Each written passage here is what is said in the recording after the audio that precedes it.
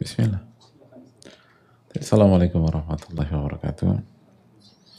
Bismillahirrahmanirrahim. Alhamdulillahi rabbil alamin. Wabihi nasta'in ala umuri dunya waddin, wassalatu wassalamu ala rasulillah wa ala alihi wa sahbihi wa man ba'd.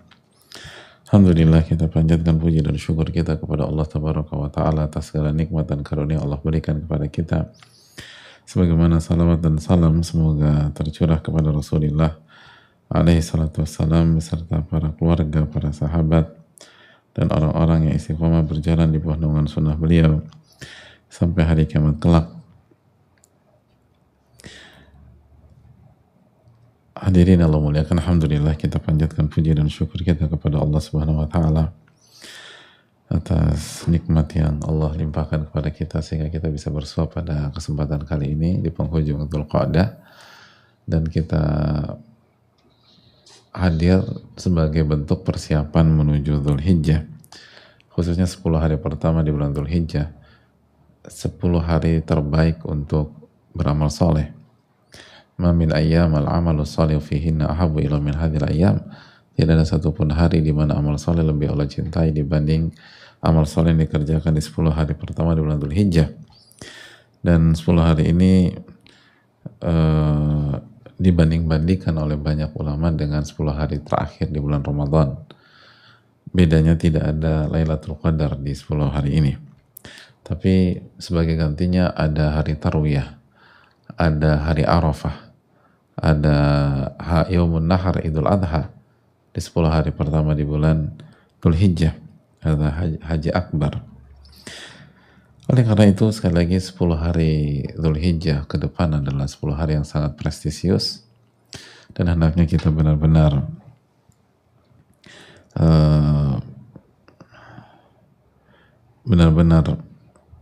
memastikan bahwa kita siap memasuki 10 hari ini, dan banyak doa kepada Allah, banyak isti'anah kepada Allah Subhanahu wa taala, meminta tolong kepada Allah Subhanahu wa taala, dan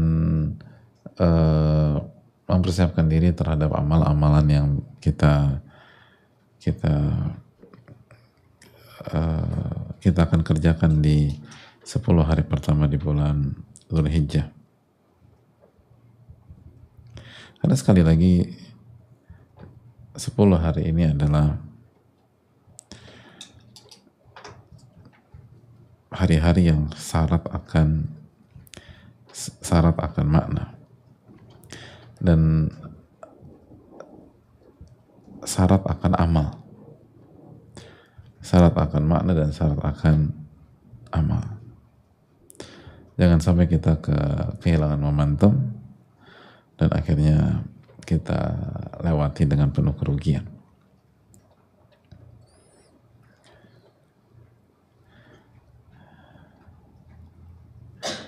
Dan di antara amal yang bisa kita kerjakan 10 hari pertama Dzulhijjah ini adalah, yang pertama apa? Yang pertama, bertakbir dan berzikir. Bertakbir dan berzikir. Allah berfirman dalam surat Al-Hajj ayat 28, wa yadhkuru ismallahi fi ayyamin ma'lumat. Wa yadhkuru ismallahi fi ayyamin ma'lumat. Agar mereka mengingat dan berzikir kepada Allah di hari-hari yang telah diketahui. Dan tafsir hari-hari yang telah diketahui dalam Al-Hajj ayat 28 ini adalah 10 hari pertama di bulan Dzulhijjah. 10 hari pertama di bulan Dzulhijjah. Jadi sehingga maknanya adalah agar mereka mengingat Allah dan berzikir kepada Allah Subhanahu wa taala di 10 hari pertama di bulan Dzulhijjah. Di 10 hari pertama di bulan Dzulhijjah.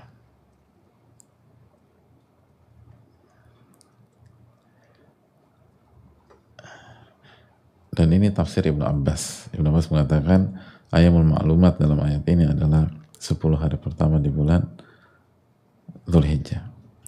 Jadi ini adalah hari-hari takbir, hari-hari bertasbih, hari-hari berzikir kepada Allah Subhanahu wa taala, Dan kita tahu bersama-sama bahwa yang dimaksud takbir di sini adalah takbir mutlak, kapanpun dimanapun kita bisa bertakbir. Dan ayat ini dan keterangan para ulama menjelaskan kepada kita bahwa tidak perlu menunggu malam takbiran atau malam hari raya di Idul Adha untuk bertakbir. Berbeda dengan Idul Fitri. Idul Fitri itu kita dimulai dari malam takbiran, tapi Idul Adha dari tanggal 1 Dzulhijjah. Dari tanggal 1 Dzulhijjah.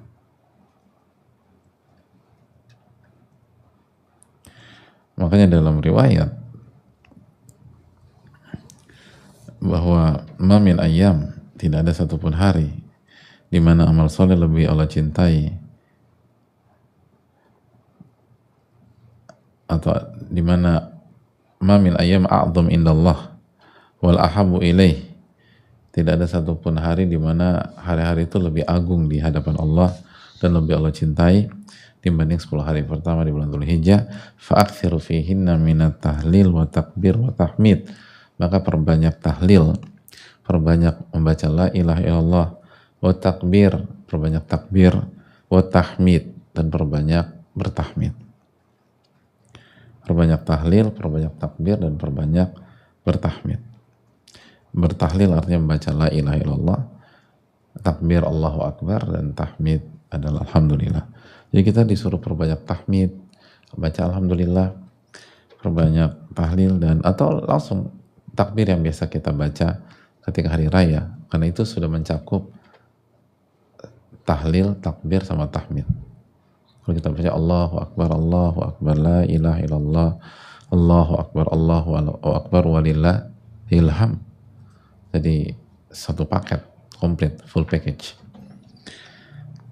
Dan disampaikan oleh Imam Bukhari bahwa Ibnu Umar dan Abu Hurairah yakhrujani ila suq, mereka berdua masuk ke pasar atau keluar dari rumah mereka untuk pergi ke pasar di 10 hari pertama Dzulhijjah.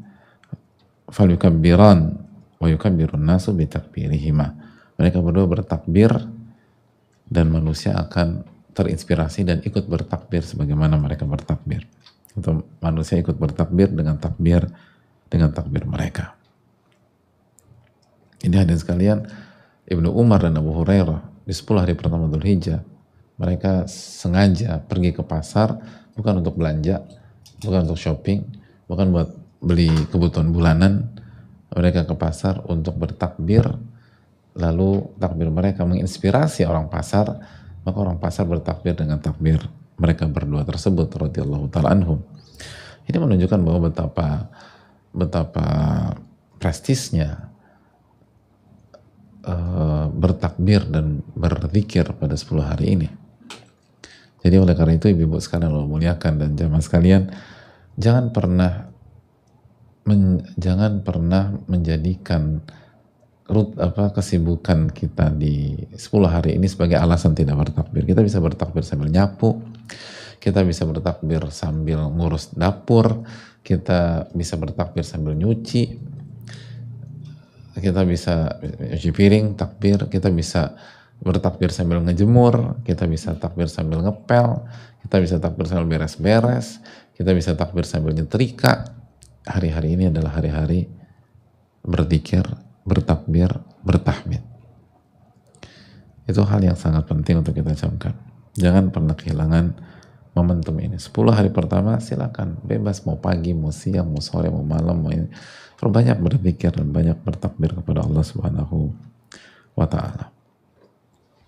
Takbir mutlak kapan aja bisa. Kecuali kalau misalnya di tempat yang tidak tepat seperti kamar mandi dan seterusnya, jelas ya. Tapi secara umum perbanyak takbir kepada Rabbul Alamin. Di antara amalan juga hadirin adalah berpuasa. Dan 9 hari ini adalah waktu untuk berpuasa.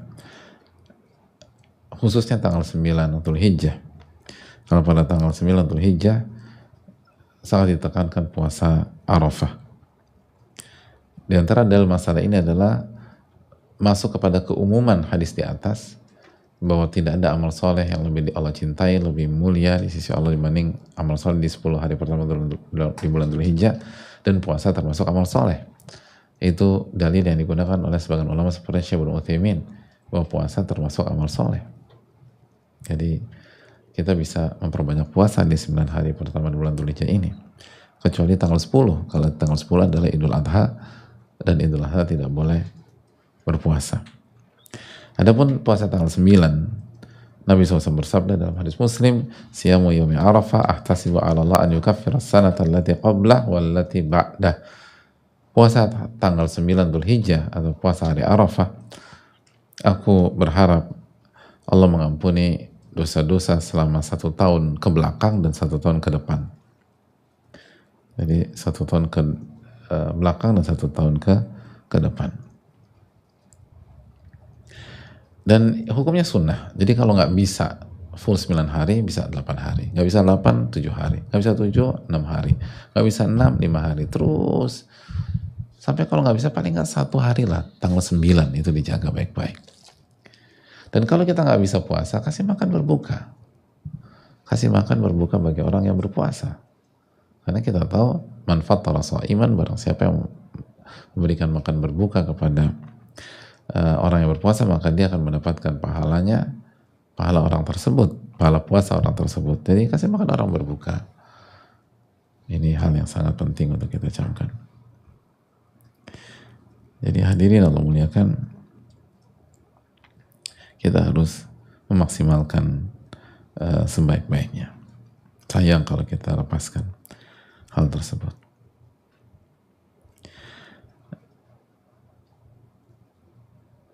Di antara amal yang bisa kita kerjakan juga di 9 hari atau 10 hari pertama bulan Dzulhijjah ini adalah tentu saja berkurban, hadirin. Dan sunnah yang berkaitan dengan berkurban, atau tuntunan Nabi SAW berkaitan dengan berkurban. Artinya memang berkurban masih tanggal 10, lalu 11, 12, 13. Namun kita tahu Nabi SAW menyatakan bahwa barang siapa yang berniat berkurban, maka hendaknya dia tidak mengambil apapun dari dirinya, rambut, lalu bulu atau kuku. Jadi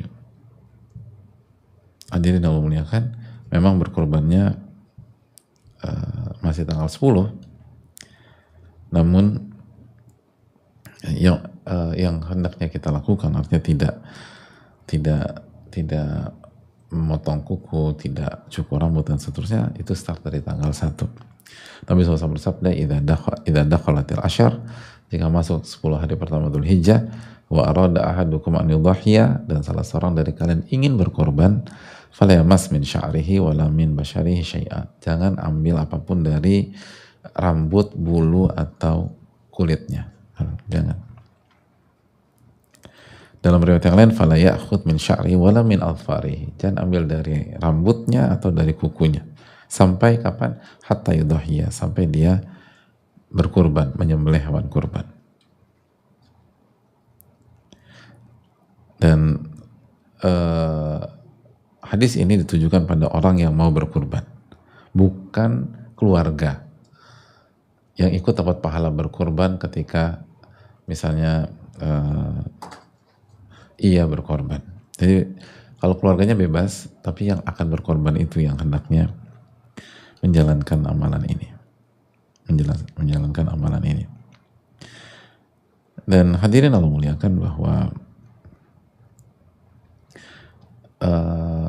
adapun hukumnya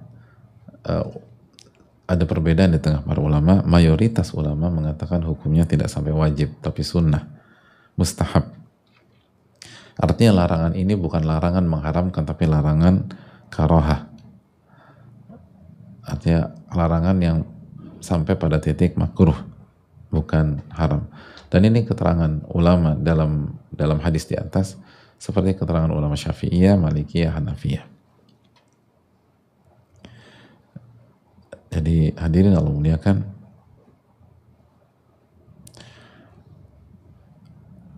Itu hal yang perlu kita camkan bersama-sama. Wallahu ta'ala alam bisawab. Namun bagi kita, selama kita bisa keluar dari perbedaan para ulama dan amalkan, artinya jangan sentuh, dan pahalanya besar. Dan ini 10 hari pertama Dzulhijjah. Jadi sayang banget gitu loh. Ini kan amalan yang bukan less effort lagi, effortless. Cara mengamalkan hadis ini apa? Nggak ngapa-ngapain. Dalam arti nggak gunting kuku, nggak motong, nggak ke barbershop, nggak ke salon, nggak segala macam. Jadi itu amalan gratis gitu loh. Justru kalau kita potong bayar. Potong rambut berapa sekarang? Berapa? 15 kalau berapa senti potongnya? Enggak, kan hubungannya sama senti ya. 15.000 bener. Tukang cukur mana 15.000? Takut sama antum kan itu tukang cukurnya? Masa 15.000? Masa 15.000 Ki? Hah? Hah? 80.000 tukang cukurnya Rifki. Esa 15.000 itu loh. Diancam sama dia itu. Astagfirullahaladzim. Astagfirullahaladzim. Jadi artinya poinnya adalah justru kalau kita amalkan hadis ini nggak ada biaya, nggak ada tenaga, nggak ada ini segala macam, nggak ada. Dan ini 10 hari pertama Dzulhijjah. Sayang banget kalau kita lepas. Sayang banget kalau kita lepas. Atau sayang banget kalau kita kerjakan. Dan hadirin sekalian yang Allah muliakan, kembali kita ingatkan kalau bisa berkorbanlah. Sayang gitu. Dan masih ada waktu, masih ada 10 hari lebih, masih bisa cari tambahan uang, masih bisa ngerjain side job atau apapun sehingga kita bisa berkorban. Artinya jangan sampai kita nggak berkorban tahun ini, walaupun kita nggak wajibkan ya, tapi keutamanya besar, tinggi, mulia, berkahnya banyak, dan terukur insya Allah Ta'ala. Maka jangan sampai kita nggak berkorban tahun ini karena kelalaian kita, karena kita nggak berjuang, karena kita nggak berusaha, atau kita nggak mau cari tambahan lebih. Ingat, nama syariatnya saja udah berkorban. Jadi apa yang bisa kita korbankan untuk bisa terlibat dan menjadi bagian dari itu semua? Itu hal yang perlu kita camkan bersama-sama, hadirin Allah muliakan. Allah Ta'ala misal. Lalu berikutnya, apa saja amalan-amalan di 10 hari pertama di bulan Dzulhijjah? Jelas kerjakan berbagai macam amal soleh yang bisa kita kerjakan. Makanya sebagian ulama mengatakan perbanyak sholat sunnah dan jaga baik-baik sholat wajibnya. Jangan sampai 10 hari pertama Dzulhijjah itu kita bolong sholat wajib. Na'udzubillah atau na'udzubillah. Jaga sholat wajib dan perbaiki waktunya. Usahakan di waktu terbaik, di awal waktu. Dan setelah jaga sholat wajib, jaga sholat sunnah. Jaga sholat duha, jaga rawatib, jaga qobliyah antara adzan dan qomat, lalu jaga qiyamul lail, jaga witir, dan jaga berbagai macam sholat sunnah yang lain. Kalau habis wudhu, sholat sunnah wudhu, atau kalau tidak ada sholat sunnah muqayyad, sholat sunnah mutlak aja, sholat sunnah bebas, kecuali di ba'da subuh sampai beberapa menit setelah syuruk, lalu beberapa saat sebelum zuhur, dan pada asar sampai maghrib. Selebihnya silakan sholat. Silakan sholat sunnah mutlak. 10 hari pertama Dzulhijjah. Jangan disia-siakan. Lalu diantara amalan yang dijelaskan sebagian para ulama juga banyak baca Al-Quran. Kembali lagi kita buka mushaf kita. Lebih dibanding sebelum-sebelumnya. Kita baca Quran bukan hanya di 10 hari pertama Dzulhijjah, tapi 10 hari pertama juga baca. Dan kalau bisa hatamkan. 10 hari keukur loh, make sense loh. Sangat mungkin. Berarti satu hari berapa juz? Nah, 3 juz. Masih ada. Oke lah. Bisa 3 juz satu hari. Gimana ibu-ibu? Satu hari 3 juz kan? Kok senyum itu lah ibu-ibu? Jadi bisa kalau kita wakal dan start dari awal. Makanya ini penting kita bahas sekarang. Ya kalau kecolongan satu hari repot lagi ke depan. Berarti harus 4 baru 3 lagi. Tapi kalau kita bisa dari awal 3 juz, insya Allah dapat. Bismillah ta'ala. Jadi tolong maksimalkan qiraatul Quran.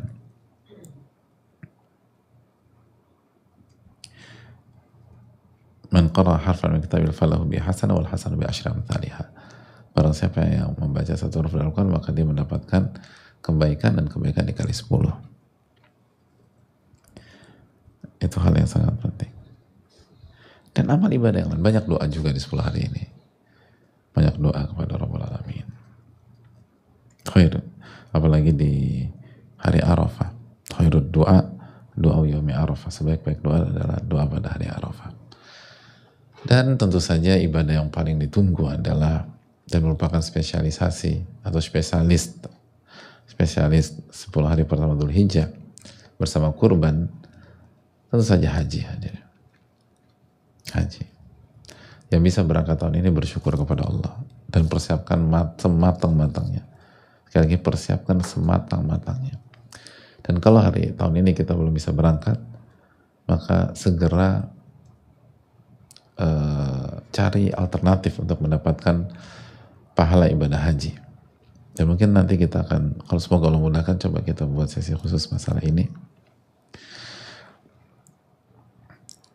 Dan resapi makna haji.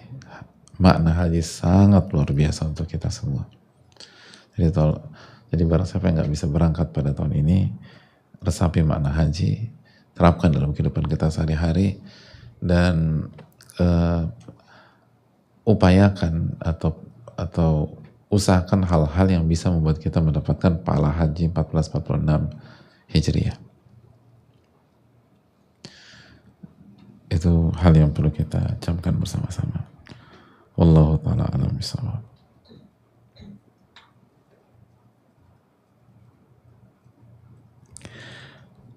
Kira-kira itu beberapa hal yang berkaitan 10 hari pertama Dzulhijjah. Intinya ini hari-hari yang sangat penting untuk kita jaga dan untuk kita perjuangkan, dan jangan sampai kita kehilangan momentum, dan sampai kita kehilangan keindahan 10 hari ini. Dan ingat, para ulama dari dulu sampai sekarang sangat memberikan perhatian. Tadi kita katakan Ibnu Umar dan Abu Hurairah khusus pergi ke pasar untuk bertakbir dan mensosialisasikan takbir. Sa'id bin Jubair juga demikian. Sa'id bin Jubair itu muridnya Ibnu Abbas. Itu jika masuk 10 hari pertama Dzulhijjah, beliau berjuang beramal soleh hatta la yuqdar alaih, sampai susah ditandingi. Dan beliau mengatakan, la tudfi'u surajakum fi layalil ashar, jangan matikan lampu di 10 hari pertama di bulan, atau di 10 malam pertama di bulan Dzulhijjah. Maksudnya jangan matikan lampu apa? Jangan tidur gitu loh, baca Quran, zikir, dan seterusnya. Itu hal yang perlu kita camkan.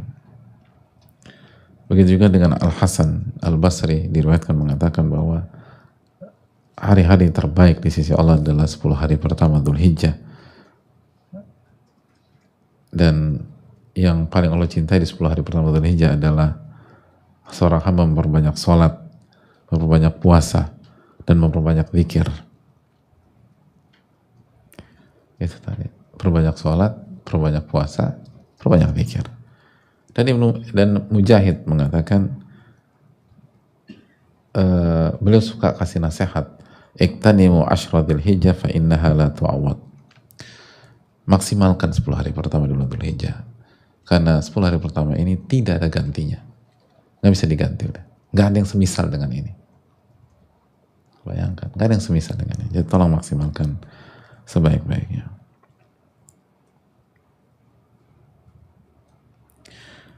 Bahkan berkahnya besar.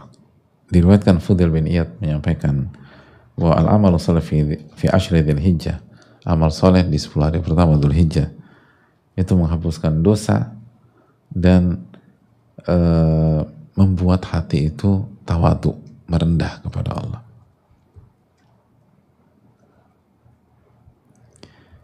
Jadi membuat hati itu lebih merendah, nggak sombong, nggak angkuh, nggak arogan. Itulah 10 hari pertama di bulan Dzul Hijjah. Allah Ta'ala misal kita buka sesi diskusi atau sesi tanya jawab. Wassalamualaikum warahmatullahi wabarakatuh. Wa ala alihi wa sahbihi ajma'in.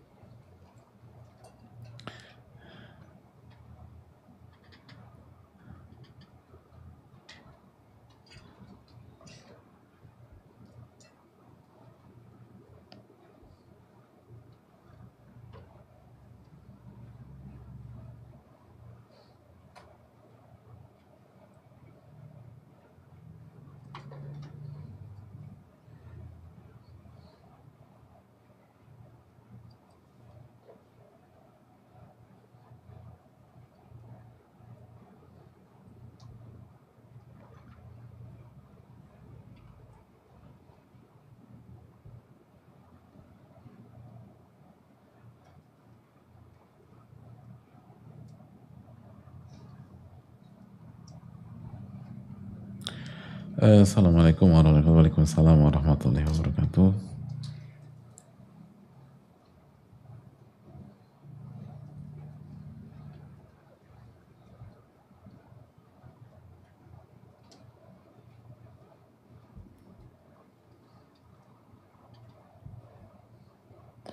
Semoga Allah merahmati para ulama di atas jalan yang hak ini, Ustadz beserta keluarga dan tim, serta kaum muslimin, khususnya kaum muslimin yang berada di Palestina. Amin ya rabbal alamin. Ustadz, bagaimana jika ada laki-laki yang mengajukan ta'aruf? Ta'aruf itu proses menuju pernikahannya. Namun ajak tinggal di luar kota karena laki-laki tersebut dinas di sana dan wanita ini jadi jauh dari orang tua dan keluarga. Orang tua sebenarnya sudah setuju, namun karena jauh jadi dipikir-pikir lagi. Mohon nasihat dan sarannya Ustadz, jazakallahu khair. Ya, terima kasih atas pertanyaannya. Yang pertama memang kurang ideal ya. Yang ideal kan ngumpul semuanya dan seterusnya. Tapi lagi-lagi hidup di dunia ini memang seringkali tidak ideal. Itu yang harus kita camkan. Punya harapan idealis itu bagus. Jadi idealis itu bagus. Tapi kita harus tahu bahwa inti dari dunia itu atau banyak sekali hal di kehidupan kita tuh yang memang tidak ideal. Dan kalau kita terlalu idealis, kita berantakan. Makanya kan di dalam ilmu fikih atau dalam ilmu kaidah fikih ada bab ta'arud bainal maslahatain. Bagaimana menyikapi apabila ada dua maslahat datang bersama dan kita harus pilih. Idealnya sih semuanya diambil. Kalau nggak bisa, itu poin. Atau ta'arud bainal mafsadatain, berhadapan dengan dua hal yang negatif. Idealnya mau 2, mau 3, mau 4 hal negatif itu disingkirkan semua. Tapi ada kondisi-kondisi kita nggak bisa menghindar. Nah, bagaimana menyikapi itu? Jadi adanya kaidah-kaidah di atas menunjukkan bahwa salah satu bentuk unsur kayak ujian dunia atau ujian kehidupan dunia adalah kita menghadapi hal-hal atau kondisi-kondisi yang tidak ideal. Jadi menurut Allah misawab, kalau bisa semuanya diatur itu bagus gitu loh. Tapi kalau enggak, maka prioritaskan inti dari konteks dan inti dari kehidupan itu. Artinya gini loh, kalau misalnya seorang wanita dihadapkan dengan dua laki-laki yang sama-sama soleh, sama-sama baik, sama-sama, pokoknya standarnya sama. Yang satu atau yang satu tinggal bareng di satu kota dan akan menjalani pernikahan di kota yang sama, sehingga wanita itu juga dekat dengan keluarga dan orang tua dan seterusnya. Adapun yang kedua akan membawa dia ditinggal di luar kota atau berjauhan dengan orang tua, maka jelas kalau kondisi seperti ini pilih yang pertama. Tapi pertanyaannya lagi-lagi, berapa persen wanita punya opsi dua seperti itu? Artinya berapa persen wanita punya opsi ada dua laki-laki yang datang dengan konteks seperti tadi? Mayoritas kan nggak demikian. Nah, kalau tidak ideal, maka yang perlu kita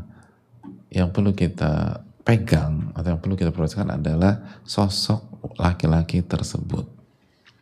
Kalau sosok laki-laki tersebut adalah sosok yang baik secara agama, akhlaknya baik dan kita butuhkan, maka kalaupun konsekuensinya ia meminta kita untuk tinggal di kota lain atau di negara lain dan seterusnya, itu bisa dipertimbangkan. Apalagi kalau masih di kota ya. Kalau mungkin kalau negara ada pembicaraan khusus, tapi kalau pindah di kota lain, itu layak untuk dipertimbangkan. Dan arahnya direspon positif. Kenapa? Karena susah nyari laki-laki yang seperti itu. Dan laki-laki yang seperti itu adalah inti dari kehidupan rumah tangga, bukan jarak. Buat apa kita nikah lalu jaraknya berdekatan dengan rumah orang tua, rumah kita, tapi berantem terus, ribut terus, nanti konflik terus, dan akhirnya masalah. Lebih baik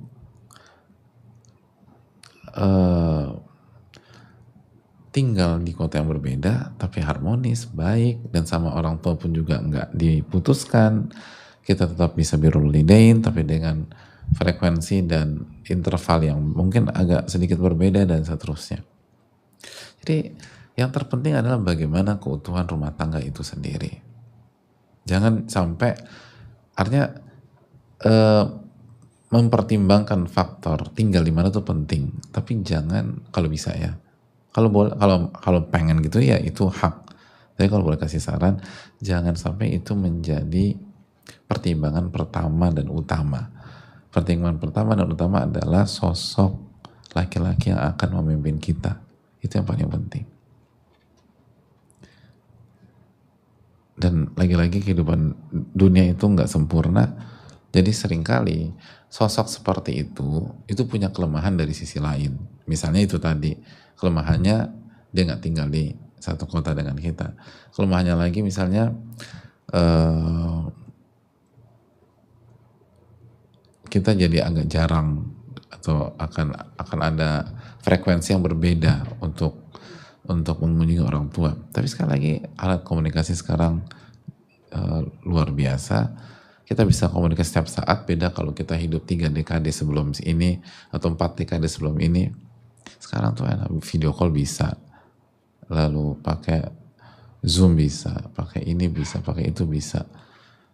Jadi bahkan seringkali kan orang mengatakan kan menjauhkan yang dekat dan mendekatkan yang jauh. Kita ambil sisi positifnya aja, bisa jadi memang jauh tapi jadi dekat gitu loh. Dan ada banyak keluarga tinggal satu rumah nggak pernah bicara, tinggal satu rumah nggak pernah ngobrol. Dan ada banyak pihak setiap hari nelfon orang tua dan seru dan seterusnya. Memang tidak tinggal satu kota, tapi setiap saat telepon, bicara, ngobrol, dan kualitas hubungan dengan orang tuanya jauh lebih baik daripada banyak pihak yang tinggal satu kota dengan orang tuanya, bahkan tinggal satu komplek dengan orang tuanya, bahkan tinggal satu rumah dengan orang tuanya. Ada contoh-contoh planningnya itu semua planningnya itu bukan beli rumah lagi, beli komplek atau beli klaster atau beli tanah yang sangat luas lalu semuanya bangun rumah di sana. Udah nih bener, tapi komunikasi buruk, berantem dan lain sebagainya. Dan akhirnya nggak ada yang mau tinggal di sana. Akhirnya pada pindah sana, pindah situ dan sebagainya. Jadi fokusnya pada manusianya gitu loh hadirin. Allahu ta'ala alam bisawab.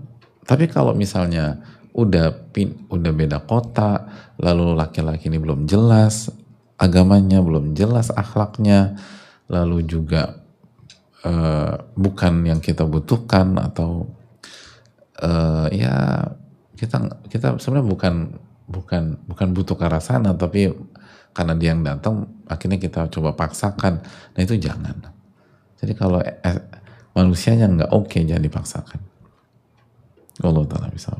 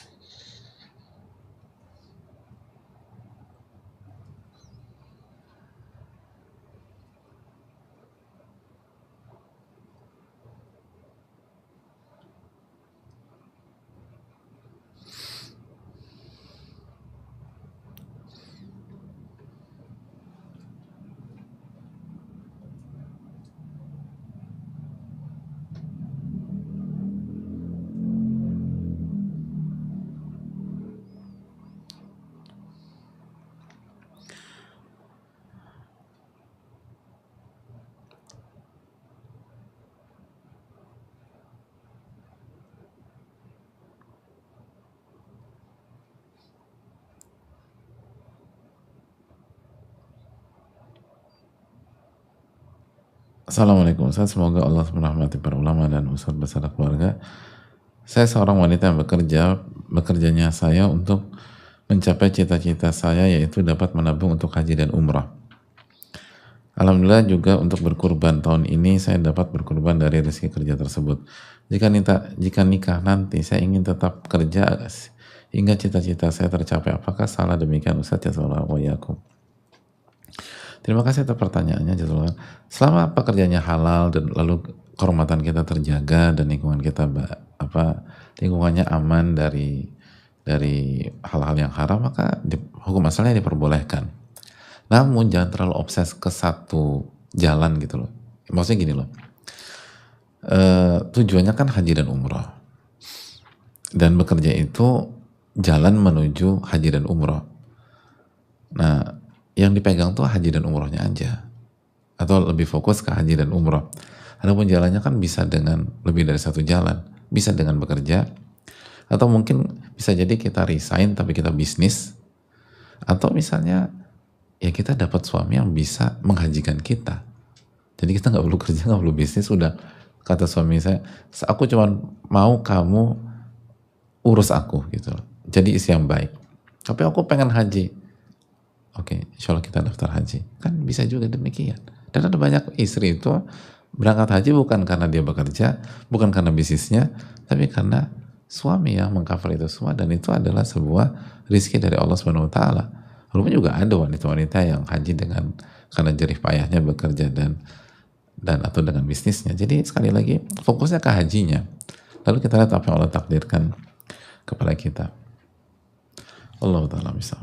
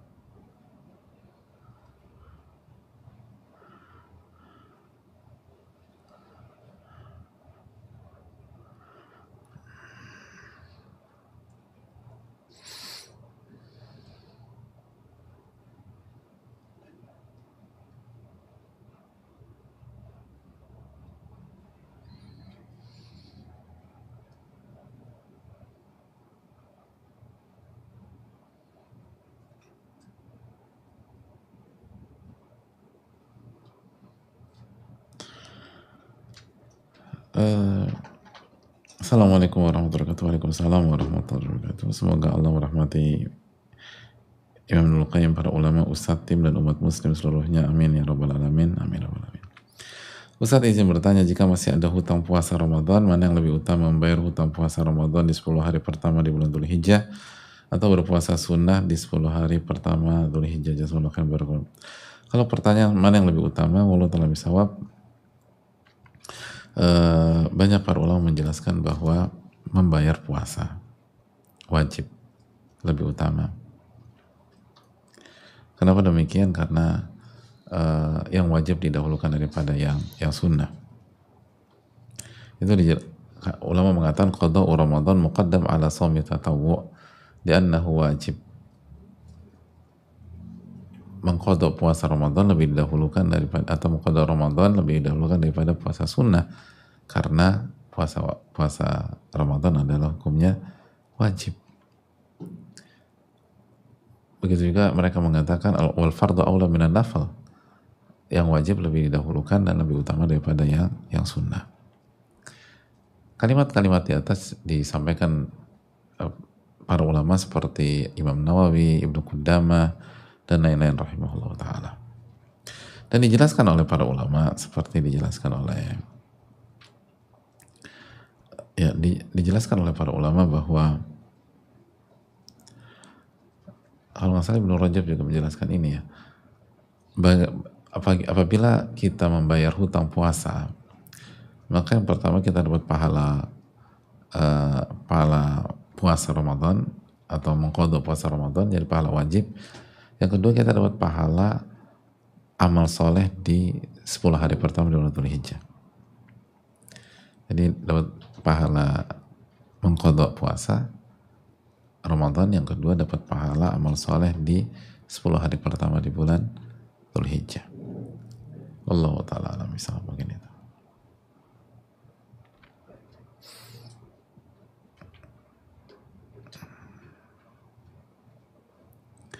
Assalamualaikum warahmatullahi wabarakatuh. Waalaikumsalam warahmatullahi wabarakatuh. Semoga Allah merahmati para ulama, Ibnul Qayyim, Ustadz keluarga, juga para tim.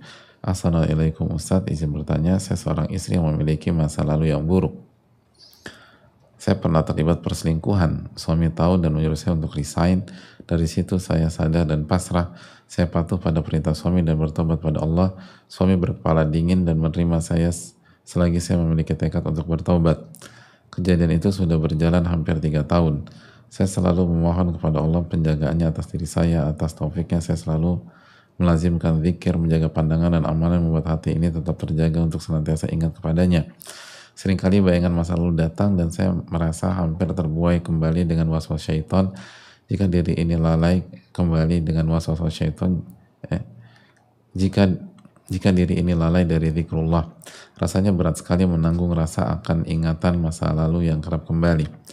Taubat sempat jatuh bangun seperti syaitan selalu mengintai ketika saya lalai berzikir, kemudian mereka masuk. Saya rasa saya hampir-hampir gila jika terus teringat masa lalu saya ini.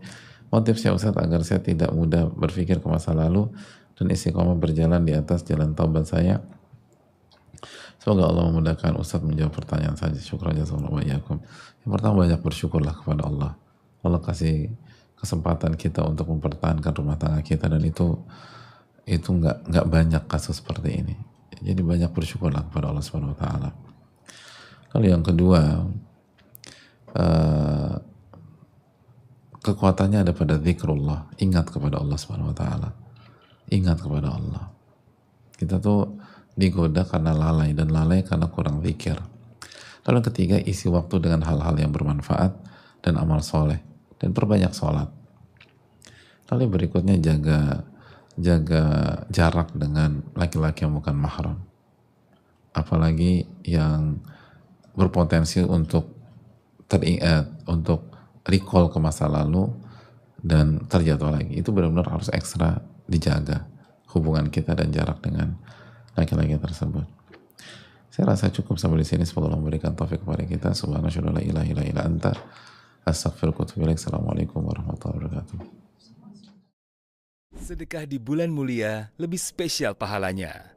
Masya Allah, ada 700 kali lipat pahala yang Allah Ta'ala janjikan bagi setiap hambanya yang menginfakkan hartanya di jalan Allah. Terlebih jika amal soleh ini dilakukan di bulan mulia, di mana pahala dari amal soleh akan dilipat gandakan oleh Allah Ta'ala. Sahabat, mari manfaatkan bulan mulia ini untuk meraih limpahan pahala ratusan kali lipat dari bersedekah.